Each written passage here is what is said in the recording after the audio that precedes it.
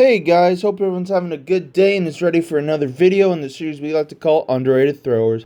Today we got Benn Harradine or Dean. All the British commentators call him Benn Harradine, so that's what I'm going to call him, but I do apologize if that's not actually how you pronounce his name. He is a Australian discus thrower, a 3-time Olympian, 4-time World Championship qualifier, has made the finals in both a Olympics and a Worlds.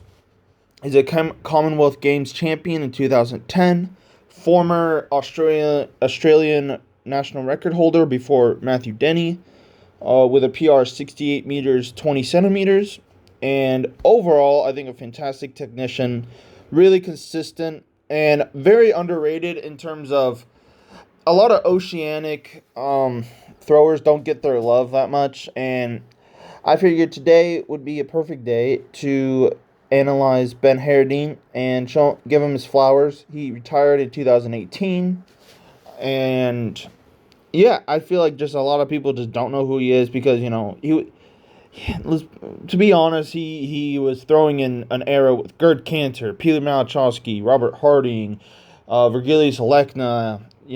Just there was no shot he was going to win a medal with those heavy hitters, which really sucks. But and also Ishan Haddadi also, and just a plethora of just guys consistently 68 plus meters at major competitions. And, Benn Harradine performed well. He just wasn't at that level. But anytime, you come across a guy who made 3 Olympics, 4 World Championships, made the finals in both the Olympics and Worlds, and won a Commonwealth Games, that is a pretty good career in my books. And I feel like a lot of people can't say that. He threw rather well in all of them. He threw, I believe, he definitely threw over 60 meters in all of them. Whenever he made the finals, he usually threw 64 plus meters, which is a really good throw. And overall, just super solid series, just a super consistent technician. Even though his upper end throws might not have been what they were, the rest of his competition were, he would always be in relative consistent. That's not the way to phrase that. He'd be consistent in terms of his progression throughout the competition. And what I mean by that, he would have a 62, 61, 63, 64, 62, 63, or whatever. He's the type of guy that have that kind of series, which, in my opinion, makes me believe that you have really good technique, because to be within a meter or two of your best throw of the day, that, in my opinion, is a good technician. Even though it's not like your PR or anything, but the mark of a good technician is consistency in my book. And obviously, throwing far. But what I consider far is if you can throw 2K over 200 feet, that's throwing far in my book. So, yeah, let's get straight into this. And I'll link, he's 6'6", 258. So, big guy. In terms of weight, honestly, not that big. But height, obviously, 6'6", that's pretty big. But honestly, that's around average for elite level discus throwers, which is an insane thing to say. So this is an indoor competition where he threw 65 something meters. This was probably the best quality video that I could find. So let me just play this a couple times, get an idea. So as you can see, a pretty unique finish. And we're going to really break that down, because this finish has always been super weird to me, especially growing up. He was one of the guys I grew up watching. I don't know if that dates myself, but yeah, let's get into this. All right. So, out the back.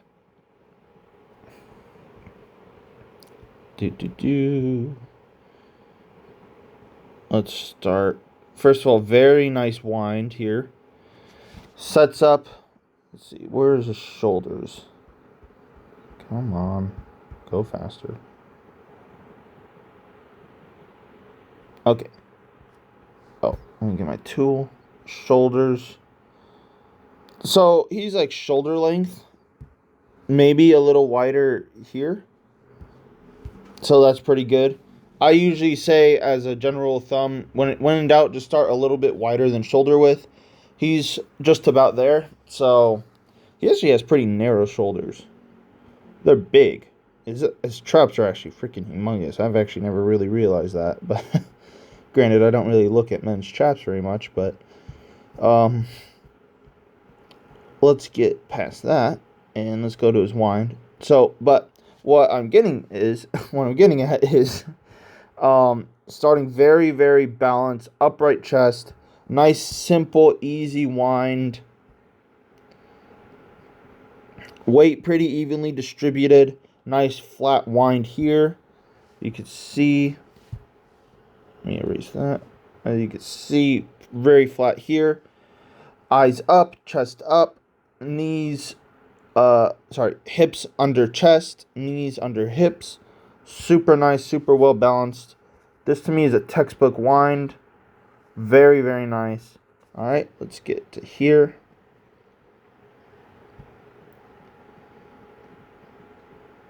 Very nice here. Would like him to be actually, no. I don't know why I thought he was on the outside of his foot for a second. Very, very nice here. So let's see, where does he pick up? So he's actually very weird in the fact that he actually does a very unique thing here that probably a lot of people won't pick up on, but he gets over his left very nice. But as you can see, it's not like he's reaching super long over his left. He's very well balanced. But if you notice, his toes are actually a little up on his left side, and his heel's a little bit down. Now, that could just be the shoes. I honestly think that is. But if you notice, a thing he does very well here is you notice he's on the inside of his foot there. All right? So if you notice, he's inside. He's not on the outside of his foot. And that's very, very good because that allows him to be a lot more stacked. And what I mean... Oops. Oh, no. What I mean by that is... God, hold on. There we go. If you notice, his whole left side is in line with each other. So his knee is in line with his ankle, and his foot is in line with his knee, ankle, hip, shoulder, left arm, and are all in a line with each other. And that's very nice. That's exactly what you want. He has a super nice, simple, balanced technique. And I think he's actually a very good technical model. Because he does all the basics perfect. It's super, super nice, well balanced. Doesn't look flashy, but it gets the job done. And if you're a high schooler, he's a very good person to try and mimic, in my opinion. And if you notice here, hold on. Let's see, where does he pick up that foot? So he picks up the right foot when his left foot is at 90 degrees or just the side of the ring. Super nice there. Let me clear that. All right. And if you notice, now he's starting to get that little point. Now, very nice here with keeping this left arm straight. Not going down, not going up. Just perfectly straight, keeping the chest up, keeping everything in line with each other. Just a super stable, solid position here. All right. Gets over here. Nice out and around. Doesn't get the widest sweep in the world, but very nice. A little bit knee forward. I would like, if it was me, I would personally like his left foot to be a little more dorsiflexed and facing a little more up, and him going more out and around with his groin. However, because he didn't get, hold on. Yeah, because he didn't get that much like out over here, like he didn't get a lot very long. And I'm saying this is a reason why he's not doing this. Because he didn't get that long over his left, he doesn't need to have a wide sweep. So his sweep matches the length he got over his left, if that makes sense. So you'll tend to see that a lot more with people that don't throw real wide. So a good opposite of this is any Jamaican thrower, pretty much. So like a Frederick Dakey, oh my God, Frederick Dakers, or a Ralford Mullings. There'd be like, their left arm would be like out here, and their sweep would be like touching the net. He's a lot more compact and more to the point. It's not bad. It's just different styles of throwing, and obviously the style suits him. But if you notice here, very nice keeping the chest level here, holding it to the middle. Oh, oops. Let me clear that. Very nice turning all the way with his left foot. That's super nice. And you notice when he stops the left foot, the chest holds to the middle. He lets the sweep carry him all the way around, gets ahead of the upper body, which allows for more separation.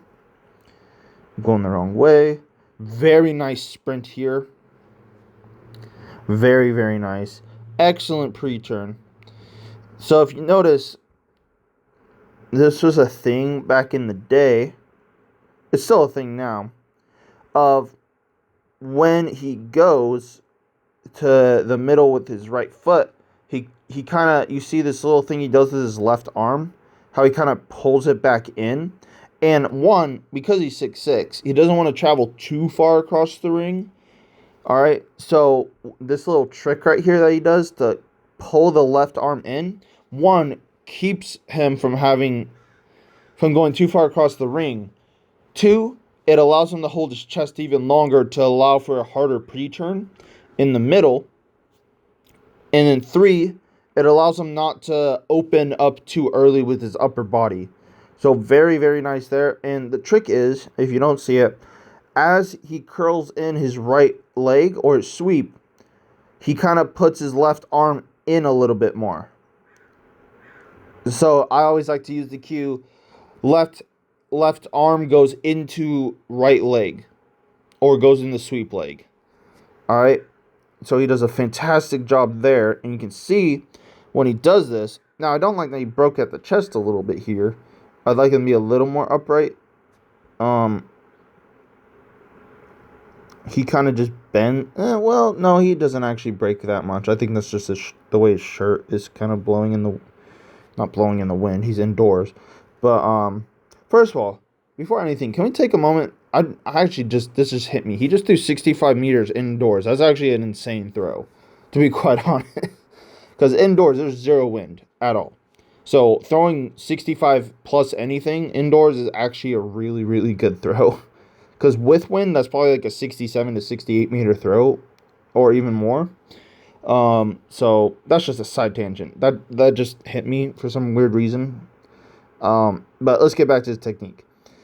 Yeah, I don't think he actually breaks that much at the chest. I think maybe a little. Not that much, though. It's nothing like to be... Like, I'm just being nitpicky. But he also kind of bends his left arm in instead of keeping it straight. And that's also to help him stay a lot more centered and over his right foot. That's a trick a lot of taller people do. Virgilio Selecta did that a lot. Robert Harding did that a lot. Actually, I forget if Robert Harding did that. Lars Riedel did that a lot. And that's just a trick for them to not get too far across the ring and to help them stay over their right. But that's a very, like, advanced thing to do. So if you're, like, a beginner or even intermediate thrower, don't even worry about that. And don't even worry about it even if you're not 6'5 plus, like, don't even worry about that. Unless you just do it naturally, then whatever, go ahead. I'm not your coach. But, yeah, he does a fantastic job here. I think he holds his left arm a little bit too much. Because he kind of... Yeah, he kind of stops rotating for like a split second, and that allows him to open. Instead of catching here, his left foot is still in the air, he catches here.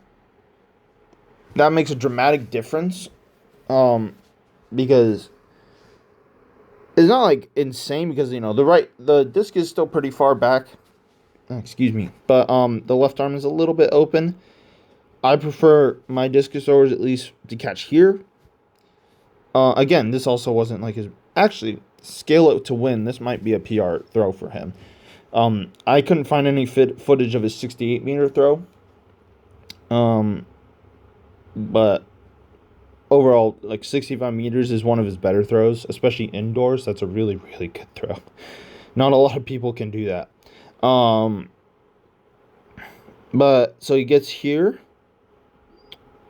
Very nice. And then you see this split second.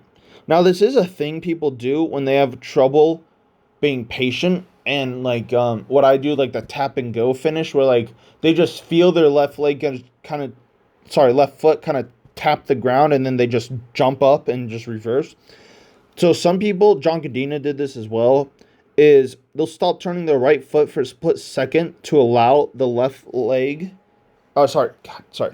foot to touch down on the ground and actually have weight over it, and then start turning. So he does a fantastic job at that. Me personally, I subscribe to the thing of the way of thinking is that if you just have a continuous right foot, the left leg will get down way faster and you don't have to actually worry about that much. But these are just two different ways of thinking. Both of them have produced amazing throwers, so whichever one. But that's just a good little trick that people do. If you want to look at a shot putter doing that, I would say John Cadena. But yeah, so let's get here. So as I said, I would prefer him to catch here, but that's just super nitpicky. But he gets to a good spot here. Amazing stack. That's a terrible line. Very nice there.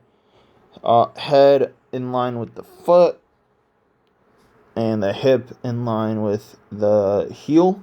Very nice there. And then he just, if I go the right way, he just turns. Very nice. Stays grounded a while. And if you notice, so he gets here, the knee, you see this right knee go slightly out and around, and then up. And what that does is, one, it makes you stay grounded. It makes you push against the ground. And it makes you be a lot more rotational on the release. And I think the person who probably did that one of the best in terms of the way you can actually see it would be like a Robert Harding or Lars Riedel. If you just look at like elite level non-reversers, that's a thing that they do. I mean, that's one of the big keys of being a good non-reverser. But I think Benn Harradine does a really good job of doing what I call the non-reverse reverse, which means that you do a non-reverse and then you just switch your feet after. So you do a non-reverse and you just keep turning until you can't, and then you will automatically switch your feet. And he does a fantastic job of not jumping. And if you notice, the block is insane. So he holds his left side here, and he transfers super, super well. So he doesn't actually release the discus until the discus... Sorry, that was a very stupid thing to say. I was about to say he's not going to release the discus until the discus is out of his hand, but that's just dumb to say. That means the same thing. What I meant to say was he doesn't release the discus until... Oh my God, I keep going the wrong way. His hips are facing the ring, the sector. And a lot of people do this wrong. They'll try and release the discus when like they're here, and then they just stop rotating, and then it just goes all upper body. But you miss all of this. This, one, will allow you to have a way stronger block. Two, it makes you have it has, good God, sorry. Oh, God, I just had a brain fart. Yeah, okay. It allows you to hold on to the discus longer, which means you can apply more force for longer. And it allows you to be a lot more balanced and be more likely to save your throws. And to throw down the middle, which he does a fantastic job of here. Very nice. And you can see, even after he releases the disc, he still is looking at it. Very, very nice. Overall, just a super solid technician. And no doubt that he was going to save that throw. Just a nice, easy reverse. And you can always tell if you got everything out of your reverse and you got all your force into the implement by where your right foot lands in relation to your left foot. So the left foot lands here. All right, let's see where his right foot lands. Oh my God, I keep going the wrong way. It goes here. So he actually under-rotated a little bit. And you can see that because when you do this perfectly, the right foot is supposed to go where the left foot is. So you can see where I drew that left foot line. And he's a little bit on the inside. So that means you under-rotated. If you over-rotated on your finish, you'd be over on this side of the line. All right? So that's a good thing to know if you are looking at film. If you feel like you're not getting a lot of power into your reverse, a good indication of that is where your right foot will go in relation to your left foot. So it should replace your left foot, which means, which means that you put all your force into the direction you're throwing. All right, so it's a very good indicator of that. But overall, super solid technician, an excellent base level technician, and that's no knock on him. This is a thrower I would show a lot of high school throwers, even college throwers, because it's just a super consistent technique that will perform a lot and be super consistent. And I'll value that more than one big throw a year. I value a bunch of really, really nice throws all year because as a coach, I can rely on that athlete to perform at a major competition rather than worrying, you might throw, 60 feet today or 40 feet. Obviously, that's a little extreme, but, you get the message. And it just builds more confidence in you as an athlete going into a competition, knowing that you are a really consistent thrower because you can be like, oh, I'm really sick, and even on my worst day, I can still throw this. Whereas if you're an inconsistent thrower and you walk into a competition, be like, I don't know what's going to happen today, and I'm really nervous, and, I might win or I might lose, and I really have no control over that. So you want to have as many controllable variables as possible, and that starts with having consistent technique and consistent routine. And I think Ben Harradine is a perfect example of that. Obviously, I don't know his routine because I don't know the guy. But, he's just a fantastic balanced thrower. Does all the stuff, all the big stuff well, all the little stuff well. Just an awesome technician, And that's really all I have to say. Thanks all for watching. I'll link his height, weight, personal best, and notable accomplishments in the video description. And I'll see you all later. Have a good day.